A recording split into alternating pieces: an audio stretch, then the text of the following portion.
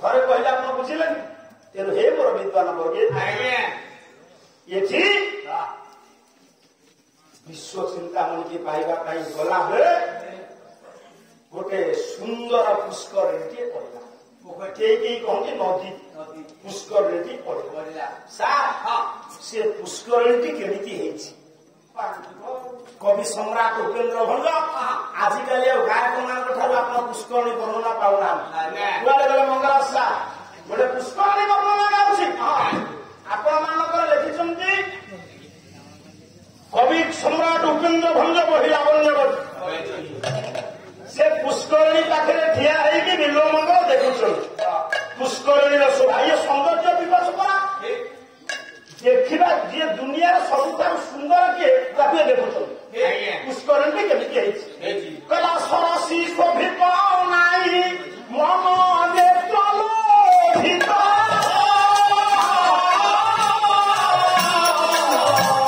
ଘଟଣା ବିଦ୍ରୁମରେ ପକ୍ଷୀ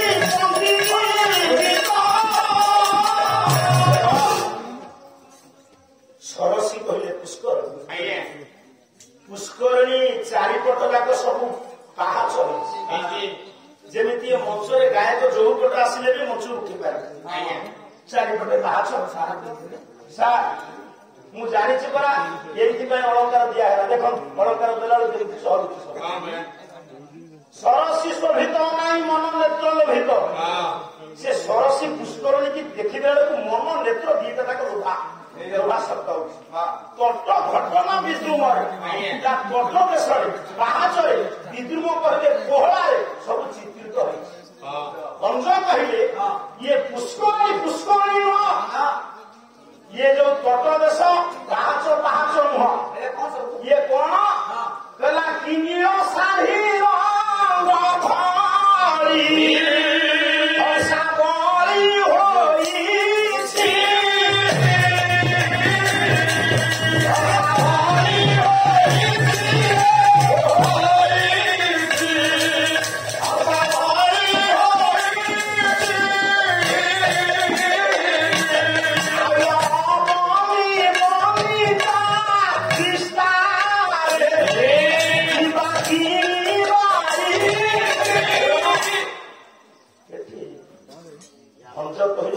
ପୋଖରୀ ଗୋଟେ ପୋଖରୀ ନୁହଁ। ଇଏ ପୋଖରୀ ହଉଛି ଗୋଟେ ନୀଳ ଶାଢ଼ୀ। ଆଉ ଶାଢ଼ୀର ଧଡ଼ିଥା ଇଏ ପୋହଳା ମିଶ୍ରିତ ପୋଖରୀ ତଟ ଦେଶରେ ଯୋଉ ସବୁ ଚିତ୍ରିତ ହେଇଛି ଶାଢ଼ୀର ହଂସା ଧରିଛି। ୟାକୁ କିଣିବ କିଏ? ଶାଢ଼ୀ ବିକ୍ରି ହେଲେ ମା ମାନେ କିଣନ୍ତି। ଭଞ୍ଜ କହିଲେ ଅବନି ବନିତା ପୃଥିବୀ ନାରୀ ଶାଢ଼ୀକି କିଣିବା ପାଇଁ ଆସେ। ଆଉ ସେ ପୁଷ୍କରିଣୀରେ ହେଇଛି କଣ? କହିଲା ଦୀପ ଦଣ୍ଡି ଲୋଭି ମରାଳ ପନ୍ତି ଦିଏ ଭାଉରୀ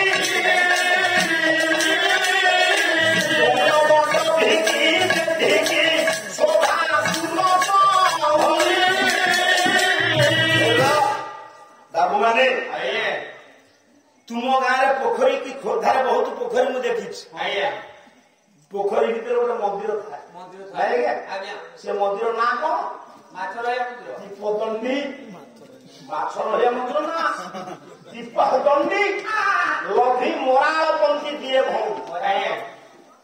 ସେ ପୋଖରୀର ମଝିରେ ଯୋଉ ଦୀପଦଣ୍ଡୀ ଅଛି ମନ୍ଦିର ମାତା ଚାରି ପାଖରେ ମହଂସ ଗୁଡାକ ଭଉଁରୀ ପରି ବୁଲିଲା ବେଳକୁ ସେ ଦିବ୍ୟ ସୁନ୍ଦର ଦେଖାଯାଏ।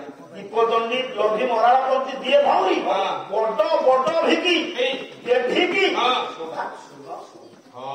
ସେ ବୁଲି ଯାଉଛନ୍ତି। ସେ ଯୋଉ ଧୀରେ ଧୀରେ ଗୋଟେ ଗୋଟେ ଘର ସୃଷ୍ଟି ହେଇଯାଉଛି ତାକୁ ଦେଖିକି ଖୁସି ହଉଛନ୍ତି। କିଏ? ମୁଁ ଆଉ ପୁଷ୍କରିଣୀ ବର୍ଣ୍ଣନା ଦେବାକୁ ସମୟ ନାହିଁ। ହେ ମୋର ବିଦ୍ୱାନ ବର୍ଗେ ଏଇ ନ୍ୟାୟରେ ସେ ପୁଷ୍କରିଣୀ ବର୍ଣ୍ଣନାକୁ ଦେଖୁ ଦେଖୁ ଆଜ୍ଞା ଏଇଠି ଆସିବ କଣ ନା ଯୋଉଠି ଆସିବ ସେଇଠି ଆଣିବି। ଆଜ୍ଞା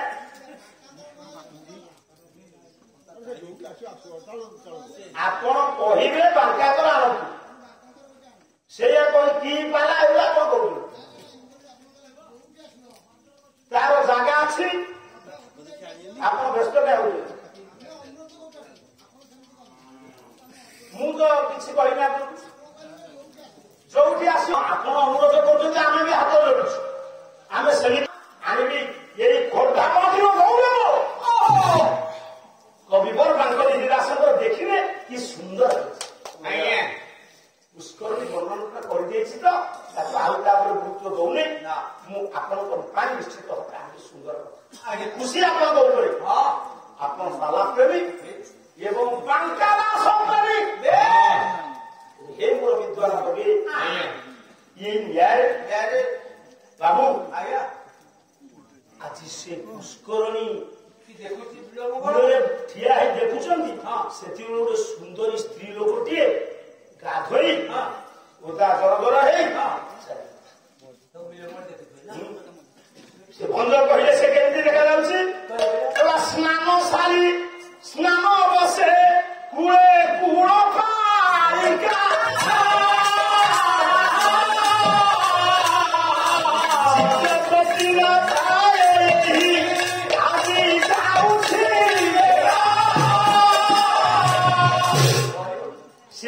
स्नान सारिकी जाइए ओदा वस्त्र कांधे जटी जाए যৌবন ফুটিকি বাহাରୁଛି ଯୋଉ ବିଲ ମଙ୍ଗଳ ଦେଶିଆ ଚିନ୍ତାମଣି ଠାରୁ ପରିବର୍ତ୍ତନ ହେଇକି ଆସିଥିଲା ବିଶ୍ୱ ଚିନ୍ତାମଣି ପାଇବା ପାଇଁ ତା ମନ ବଦଳିଗଲା ନାରୀକି ଦେଖିକିରି ଚିନ୍ତା କରୁଛି କହିଲା ମୋ ଜୀବନରେ ବହୁତ ନାରୀ ଦେଖିଛି ଏମିତିକା ନାରୀ ଦେଖିନି ସେତିକି ବେଳେ ସେ ନାରୀଟା ଟିକେ ଚାହିଁ ଦେଇଛି କାହାକୁ ଏଇଠି ବାକା ଠକିନି ପଳେଇ ଆଇଲା ମୁଁ ଭୁଲ କହିଥିଲି ଜାଗାରେ ଆସିବେ ଠିକ କହିଛି ନା ନାଇଁ କହିଲା ରାମା ଚାହିଁଲା ମୁଁ ଯେତେବେଳେ ଛାତିକି ଏମିତି କରୁଛି ତୁମେ ମାରୁନା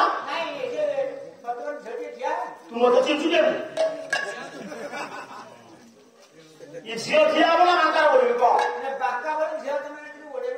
ଯେମିତି ତାଙ୍କର ଭଜନ ଶୈଳା ଆରେ ଭାଇ 5 ମିନିଟ୍ ଯାଇନି ମୁଁ କିଣି ନାଚ ଗୀତ ମୁଁ କଣ ଛିଆଙ୍କୁ ମିଳୁପାଟେ ଠିକ ହେଇଛି ନା ନାଇଁ କହିଲା ରାମା ଚାହିଁଲା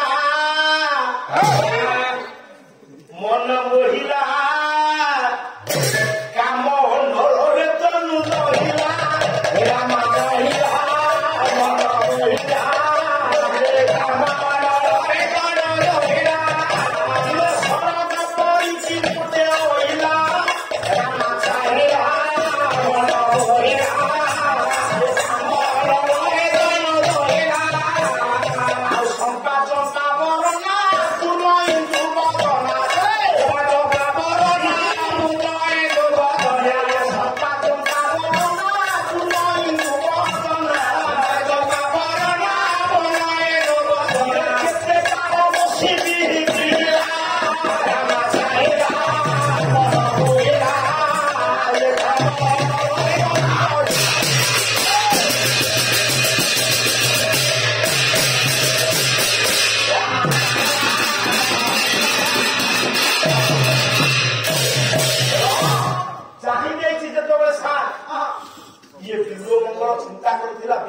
ଚିନ୍ତାମଣି କଥାରେ ମୁଁ ଭଗବାନ କହିଲେ ବିଶ୍ୱ ଚିନ୍ତାମଣି କି ପାଇବି କିଛିଟା ପରିବର୍ତ୍ତନ ହେଇଥିଲା ବାଟକୁ ଆସିଥିଲା ଯେମିତି ଗୌର ବର୍ଣ୍ଣା ତପ୍ତକାଞ୍ଚନ ବର୍ଣ୍ଣାଭ୍ୟା ଶାସ୍ୟାମା ପରିକୀର୍ତ୍ତିତା ଚମ୍ପା ବର୍ଣ୍ଣା ଗୋରୀ ଦିବ୍ୟ ସୁନ୍ଦରୀ ବଣିକ ରମଣୀକି ଦେଖେଇଦେଲା ଗୋଟେ ବଣିଆ ଘର ସେ ଓଦା ଲୁଗା ପିନ୍ଧିଛି ସେ ଯୌବନ ସେ ଦେହରେ ଚଳି ଯାଇଛି ଲକ୍ଷ୍ୟ ପଡିକି ମସ୍ତିଷ୍କ ବିଭ୍ରମ ହେଇଗଲା କାମାଣ୍ଡଳ ସୃଷ୍ଟି ହେଲା ସେ ସେଇଠି ବିଚାର କଲା କହିଲା ଇଏ ପୋଖରୀରୁ ଗୋଟିଏ ପୋଖରୀ ଉଠି ଆଇଲା କି ପୋଖରୀ ଉଠି ଆସିଲା ଏମିତି କଣ କହିଲେ ମାନେ ପୋଖରୀରେ ଗାଧଉଥିଲା କିଏ ଝିଅ ନୁହଁ ବୋହୁ ଯେତେବେଳେ ଉଠି ଆଇଲା ତାକୁ ଦେଖି ଇଏ ବାୟା ବିଲୋମଙ୍ଗଳ କହୁଛି ପୋଖରୀ ଭିତରୁ ଗୋଟେ ପୋଖରୀ ବାହାରିଲା ପୋଖରୀରେ ପାଣି ଥାଏ ପାହାଚ ମାଛ ପଦ୍ମ ଫୁଲ ପଦ୍ମ ନାଳ ସେ ଯୋଉ ପାହାଚରେ ଶିଉଳି ଚକ୍ରବାକି ଯଦି ଇଏ ବୋହୂକୁ ଦେଖିକି ବିଚାର କରୁଛି ଇଏ ବିଲୋମଙ୍ଗଳ ଇଏ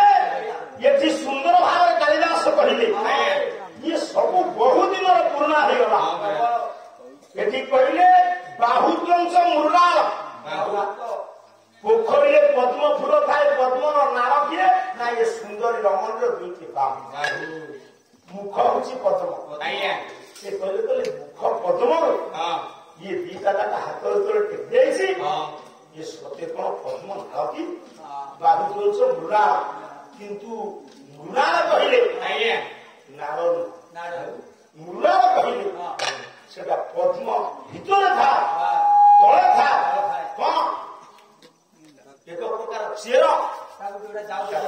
ତାକୁ ହଂସ ମାନେ ଖାଆନ୍ତି କିନ୍ତୁ ସେ କଥା ସେ ଲେଖି ନାହାନ୍ତି ଏଠି କିଏ କାଳିଦାସ କବି କଳ୍ପନା ବିଳାସ ବେଳେ ବେଳେ ବିଭ୍ରମ ହେଲା ସେ କହିଛନ୍ତି ଦୁଇଟି ବାହୁ ହଉଛନ୍ତି କଣ ପଦ୍ମନାଳ ନାରୀ ମାନଙ୍କର ମୁଖକୁ ପଦ୍ମ ମୁଖ କହନ୍ତି ମୁଖ ହଉଛି ପଦ୍ମ ଶୁଣି ତୀର୍ଥ ଶିରାଚ ନେତ୍ର ସଫାରି ଧୈମୀର ଶୈବା ନାରୀର କୋଟି ହଉଛି ପୁଷ୍କରୀର ପାହାଚ ପାହାଚରେ ଶିଉଳି ଲାଗେ କାଳିଦାସଙ୍କ କେମିତି ଚିନ୍ତାଧାରା ନାରୀ ଯେତେବେଳେ ସ୍ନାନ କରିଛି କେଶକୁ ଫିଡେଇ ଦେଇଛି ଏ ମା ଟିକେ ଶୁଣ ସେ କେଶ ପଡିଛି ତାର ବୋଉ ଏବେ କଣ କେଶ ଜାଣୁଯାଏ ଅଛି ମା କ୍ଷମା କରିବେ ଏବେ ଆଉ କେଶ ଜାଣୁଯାଏ ନାହିଁ ସେତେବେଳେ ପୁରୁଣା କାଳିଆ ବୋହୁ ମୁଣ୍ଡ କୁଣ୍ଡେଇଲା ବେଳେ କାଳେ ଭୂ ସ୍ପର୍ଶ ହବ କଣ କେଶ ଶାଶୁ ମନ୍ଦୁରା ପକେଇଦବ ମସଲା ପକେଇଦବ କାରଣ ପୃଥିବୀ ମା ନାରୀର କେଶର ଅଗ୍ରଭାଗକୁ ସହିପାରିବ ବୁଝିଲୁ ବାବୁ ଏବେ ଆମେ ମୁଣ୍ଡ ଚୂଳ କଣ ଏବେ ତ ଆମେ ବିଲକୁଲ ଲୁଗା ପିନ୍ଧୁନୁ ଠିକ ଅଚ୍ୟୁତାନନ୍ଦ ମହାପୁରୁଷ କହିଥିଲେ ବୋଲେ ଏ ଝିଅ ହୋଇବେ ପୁଅଙ୍କ ବେଶ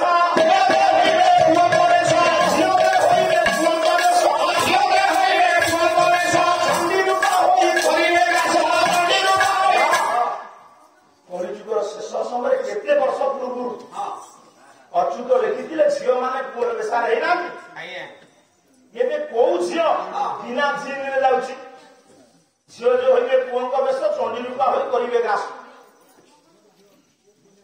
ଠିକ ହଉଛି ନା ନାଇଁ ଝିଅ ମାନେ ଘଣ୍ଟା ଚଷମା ଲଗାଇ ପାରନ୍ତି ପ୍ୟାଣ୍ଟ ପିନ୍ଧି ପାରନ୍ତି ସାର୍ଟ ପିନ୍ଧି ପାରନ୍ତି ପୁଅ କାହିଁ ହେବେନି ପୁଅ ହେଇପାରିବେନି କାହିଁକି କହିଲ କାହିଁ କଣ ପାଇଁ ବିଧାତା ତାଙ୍କ ନାକ ତଳେ ନିଶ ଦେଇନାହିଁ ତୁ ମୋ କାଳିଆ ନା ଶତ୍ରୁଆ କାହିଁକି ତୁ ଦେଖୁଛୁ ବାଦମ ବାଲା ହଁ ସେଗୁଡାକ କାହିଁକି ପଚାରୁଛୁ ଠାକୁର ଛାଡ଼ି ପଳେଇଲେ ଏ ବାପା ଆଜ୍ଞା ଝିଅ ମାନଙ୍କର ନିଶ ଦାଢି ଉଠିବ ନାହିଁ ଉଠିବ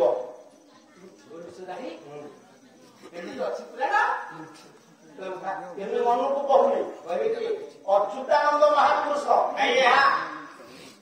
ଏକାକ୍ଷର ମେଳା 11 ପୃଷ୍ଠାକୁ ଦେଖି ଧୀରେ ଧୀରେ ମା କେଡେ ବଡ କଥା ଅଚ୍ୟୁତ କହିଲେ ନାରୀ ମାନଙ୍କର ନିଶ ଦାଢି ଉଠିବ କହିଲା 20 ବର୍ଷେ ଏବେ ବୁଢୀ ମୁଁ ଖାଲି ବିଲମ୍ବ କରୁଛି କି ଏଇ ହଉଛି ପାଲା ସବୁ ମିଶିଲେ ପାଲା ନାରୀ କ ମୁଖେ ହେବ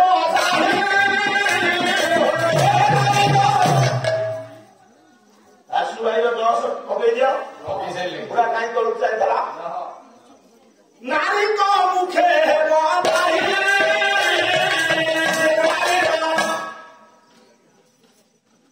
ତାଙ୍କ ବ୍ରେକ୍ ଆମ ବ୍ରେକ୍ ଭଲ ନୁହଁ 20 ବର୍ଷ ହେବେ ବୁଢୀ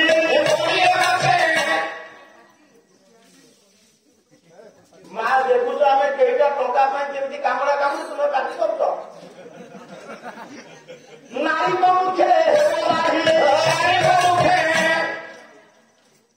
ପାର୍ଲାରେ ଭଲ ପାର୍ଟି କର କିନ୍ତୁ ସିରିଏଲ ଦେଲା ବେଳେ ଜମା ପାର୍ଟି କରିବନି ବୋହୁ କହିଦବ ନା ଏ ମା ସେଇଠୁ କଣ ହେଲା ମୁଁ ବା ଗୋଟେ ଜାଗାରେ ମୁଣ୍ଡ ଖରାପ ସେ ଗୋଟେ ବୁଢୀ ଟିଏ ବସିଛି ମୁଁ 10 ଥର କହିଲାଣି ମା ପାଟି କରୁନା ସେ ବୁଢୀ ମୋ କଥା ନ ଶୁଣି ତା ବୋହୂକୁ ଠେଲି ଦେଇ ଜାଣିଲୁନି ଲୋ ଗାୟତ୍ରୀ ବାହା ହେଇଛି ସେ ଗାୟତ୍ରୀ ସିରିଏଲ ବୁଢୀ ଠେଇ ଛାତି ହେଇଯାଇଛି ମୁଁ ବି ମାନିବାକୁ ପଡିବ ମାଉସୀ ତୋ ଚିନ୍ତାଧାରା 20 ବର୍ଷରେ ଯେତେବେଳେ ବୁଢୀ ହେବେ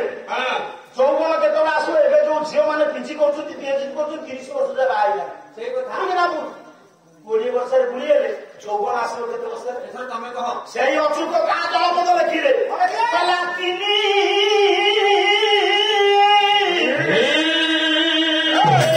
ଫୁଲୁ କାଳିଦା ହୋଇଯିବ କେତେ କହୁଛି କହିଲା ତିନି ବରଷେ ଋତୁ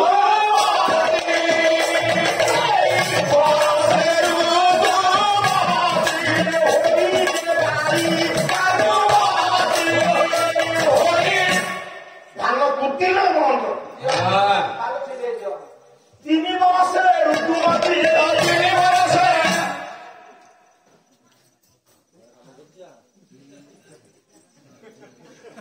ୟା ପାଇଁ ସୂତ୍ର ହେଇଛି ଟଙ୍କା ଖର୍ଚ୍ଚ ହେଇଛି ଆମର। ତୁ କଣ କମ କୋଟିପତି ରଜରେ ମାଂସ କିଲୋ ନେଲୁ ଏଇ ଶୁଖୁଆ ନେଲୁ ଏଇଠି ଖାଇକିରି ଭଲ ଦେଖାଯିବ 8 ଦିନ ପାଲା ନଥିଲେ ମୋଲା ଭଳିଆ ଦେଖାଯିବ ଆସିବ 3 ଦିନ ଶୋଇବ କହିଲା 3 ବର୍ଷରେ ଋତୁମତୀ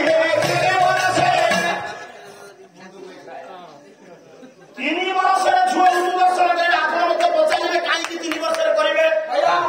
ଗୋଟେ ଝିଅ 10 ବର୍ଷ ପରେ ଋତୁ ଦର୍ଶନ କରିବା କଥା 8 ବର୍ଷ ଭବେତ ଗୌରୀ 10 ବର୍ଷ ଭବେତ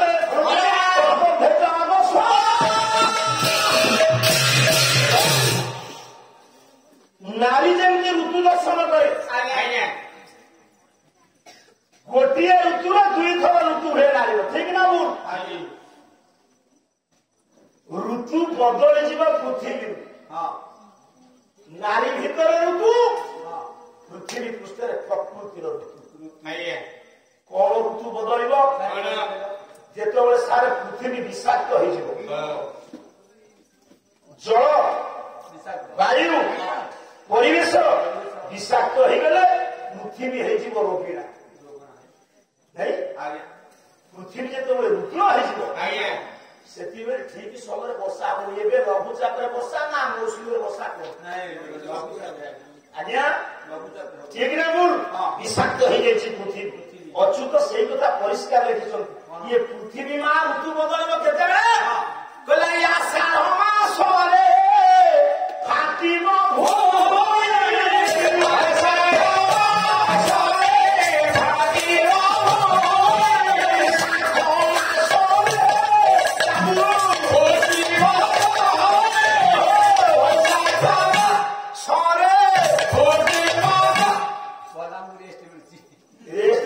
ଜୀବନ ଛାଡୁଛି ଚାହିଁଛୁ ଯେତେବେଳେ ହବ ନହେଲେ କଟିବ।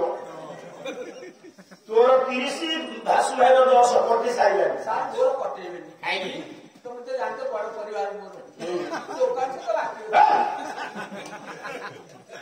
3 ବର୍ଷରେ ଝିଅ ମାନେ ଋତୁ ଦର୍ଶନ କରିବେ କାହିଁକି ନା ପରିବେଶ ବଦଳିଯିବ। ଆଷାଢ଼ ମାସରେ ଫାଟିବ କଇଁ ଫୁଟିବା କଥା ଆଷାଢ଼ ମାସ ବୈଶାଖ ମାସରେ ଭୂଇଁ ଋତୁ ବଦଳିଲେ ନାରୀ 10 ବର୍ଷ ପରେ ଋତୁ ଦର୍ଶନ କରିବା କଥା 3 ବର୍ଷରେ ଋତୁ ଦର୍ଶନ କରିବ। 20 ବର୍ଷରେ ନାରୀ ମାନଙ୍କର ବିଷ ଧାରିବ। ଆପଣ କହନ୍ତି ପ୍ରାୟ ଆପଣ ମାନେ ମାଳିକାକୁ ଅବିଶ୍ୱାସ କରନ୍ତି ସାର୍ କ୍ଷମା କରିବେ ଅଚ୍ୟୁତାନନ୍ଦଙ୍କ ଲେଖାକୁ ସାର୍ ଅର୍ଥ କରିବା ବହୁ କଷ୍ଟ। ସେ ଏମିତି କୌଶଳରେ ଲେଖିଛନ୍ତି ତାକୁ ବୁଦ୍ଧିଜୀବୀ ମାନେ ଅର୍ଥ କରିପାରୁନାହାନ୍ତି। ଘଟି ସାରିଲା ପରେ ଜଣା ପଡୁଛି ଏ ଯୋଉ କରୋନା ପରିଷ୍କାର ସେ ଲେଖିଥିଲେ ଆମେ ତ ବୁଝିପାରୁ ମାଳିକାରେ ଲେଖା ମାଇ ଚିପ୍ସ ନା ରସର ମାଇ ରସର କହିଦଉ ଏଠି ପରିଷ୍କାର ମୁଁ ସେ ଲେଖାଟା ପଢିଲେ ଆପଣ କହିବେନି ଯେ କାହିଁକି ଆଗରୁ କହିଲେନି। ଆମେ ମାଳିକାରେ ତର୍ଜମା କରୁଛୁ ଯୋଉମାନେ ମାଳିକା ରିସର୍ଚ୍ଚ କରୁଛନ୍ତି ସେମାନେ ବି ଆଗରୁ ଆମକୁ କହିନାହାନ୍ତି। ତା ପରିଷ୍କାର ପଦ ଦେଖନ୍ତୁ କରୋନା ସମୟ କଥା ସେ ପରିଷ୍କାର କରିଦେଇଛନ୍ତି। କଣ କହିଲେ କହିଲା କାନ୍ଧରେ କାନ୍ଧେଇ ମୋରା ପାଚି ଯିବ କାନ୍ଧ ଫାଟି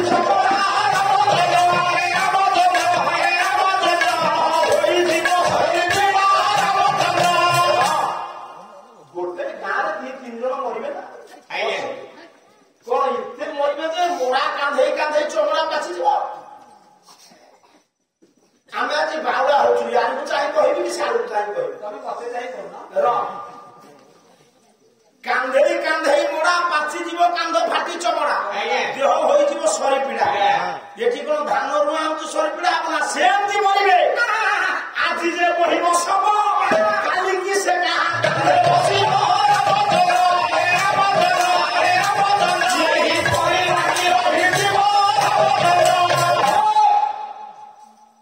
ମଝିରେ ମଝିରେ ହୋତା ଆକ୍ସନ ଟିକେ କରିବା ମତେ ତାକୁ ଦେଖିଲା ବେଳକୁ ମୋ ମନ କଷେଇ ଯାଉଛି ହେ ମୋର ବିଦ୍ୱାନ ବର୍ଗେ କଣ ହଉଛି ପ୍ରକୃତ କଥା ଆପଣ ସିନା କହୁଛନ୍ତି ତାଭଳିଆ ପିଲା ନାହିଁ ଆଉ ମତେ ଲୁଗା କଟା ଦଉଛି ଆକୁ ଦେଇଛି ମତେ ସଫଳ ଦିଟା ଦେଲେ ବୁଝୁମେଇବା କାନ୍ଧେଇ କାନ୍ଧେ କିଏ ଟିକେ କହିଦେଇଛନ୍ତି କମେଡି ପାଇଁ ଇଏ ଖାଲି ଫୁଟୁଛି ଆଉ କାନ୍ଧେଇ କାନ୍ଧେଇ ନାଚ ଗୀତ କଣ କମେଡି କମେଡି ଗାୟକ ସୃଷ୍ଟି କରିବ ଇଏ ତ ଫଟା ଆସିବ ଆଉ କଣ ରସ ଅଛି ଯେ କମେଡି କରିବ ସେ ବାଳିଆ ଠିଆ ହେଲକୁ କହ ଇଏ ଏକା ବ୍ରହ୍ମାଣ୍ଡ କାହିଁ କହ ସେ ଯୋଉଟା ଘଣ୍ଟା ଯାଇନି ଝାଡା ଯାଉଛି ଏକୁଟିଆ ସେ ଆଉ ଯେମିତି ଶ୍ରୀରାମ ଡକ୍ଟର ଶ୍ରୀରାମ ଦାସ ତ ଯିଏ ଥରେ ସ୍ନାନ କରିଥିଲେ ଏମଏଲଏ ବିଧାୟକ ତାର ପଛରେ ଆପଣଙ୍କର ଦଳ ସିଂହର ଦଳ ନାହିଁ 6 ଖଣ୍ଡ ଭୋଟ ପାଇଲା କାନ୍ଧେଇ କାନ୍ଧେଇ ମୋଡ଼ା ଏ ଆଜି ଯେ ବହିବ ଶବ କାଲିକି ସେ କାହା କାନ୍ଧରେ ଇଏ କରୋନା କଥା ନୁହଁ କରୋନାରେ ଇନଫେକ୍ସନ ହଉଛି ନା ନାଇଁ ମଉସା ଆଜି ଯିଏ ବହିବ ଶବ କାଲିକି ସେ କାହା କାନ୍ଧରେ ବସିବ କରୋନା ରୋଗୀକି ଛୁଇଁଲେନି କହିଲା ପିତା ମୁଖେ ପୁତ୍ର ମୁଖାଗ୍ନି ନ ଦେବ ପିତା ମୁଖେ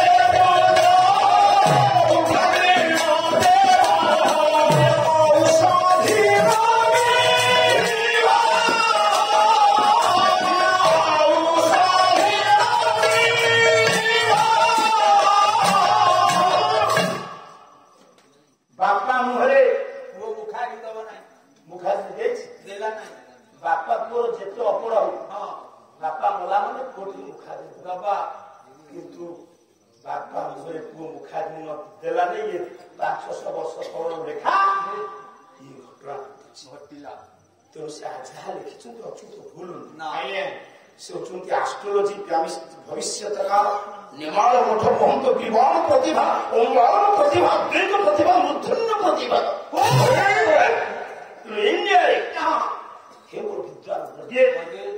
ଆଜି ସେ ସୁନ୍ଦରୀ କି ଦେଖିକି ଇଚ୍ଛା କହିଲେ ମୋ ଜୀବନ କାଳରେ ମୁଁ ଏତେ ସୁନ୍ଦରୀ ଦେଖିଛି ଏମିତି ସୁନ୍ଦରୀ ଏଠି ହଉଛି ଧର୍ମୀୟ ଶୈବାଳ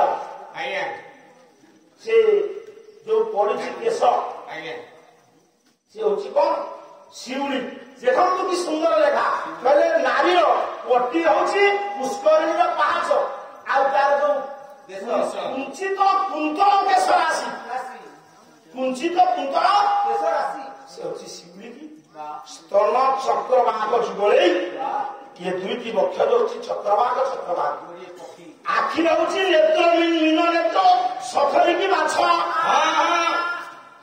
ପୁଷ୍କରିଣୀରେ ଜଳ ଥାଏ ଇଏ ଲାବଣ୍ୟ ଶରୀରର ଯୋଉ ଲାବଣ୍ୟ ଯୋଉ ରୂପ ଯୋଉ ସୌନ୍ଦର୍ଯ୍ୟ ଇଏ ହଉଛି ଲୀଳାଜଳ କହିଲା ଏ ସୁନ୍ଦରୀ ପୁଷ୍କରିଣୀରେ ଟିକେ ଗାଧେଇ ପଡିବା ଇଏ କଥା ବିଚାର କରି ତା ପଛେ ପଛେ ଚୁପ ହେଇବ ପଛେ ପଛେ ଧାଇଁଲା ସୁନ୍ଦରୀ ଯାଇଛି ଇଏ ତା ପଛେ ପଛେ ଯାଇଛି ସେତିକିବେଳେ ଗୋଟେ ଗୋଟେ ପଦ କହୁଛି କହିଲା ଚାରୁ ଚନ୍ଦ୍ର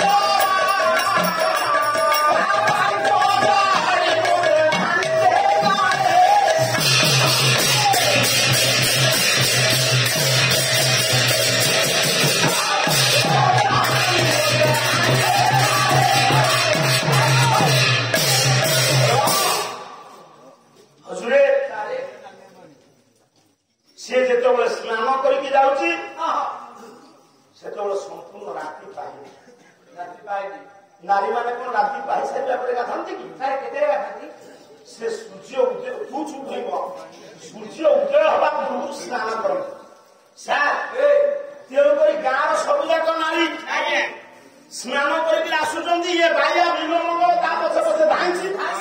ଏଇଠି ବାଙ୍କା ଆସିଲେ ସେ ସାର୍ କହୁଥିଲେ ଅଛନ୍ତି କି ଗଲେଣି ମୁଁ ଜାଣିନି। ହଉ ସାର୍ ବାଙ୍କା ଆସିଲେ କେମିତି ନା ରାତି ପାହି ଆସୁଛି ଆଉ ଗୋଟିଏ ସ୍ତ୍ରୀ ସେଇ ଗାଁରେ। ମୁଁ ଭାବୁ ଯେହେତୁ ଶୀଘ୍ର ଯିବି କଣ କରିବି ଘର କାମ କରିବି। ମା ମାନେ ଦେଖ ଦେଖ ସେ ସ୍ତ୍ରୀ ଧୀରେ ଧୀରେ ସେ ସ୍ତ୍ରୀଟି ଶଯ୍ୟା ତ୍ୟାଗ କରି ଉଠିକି ଯିବାକୁ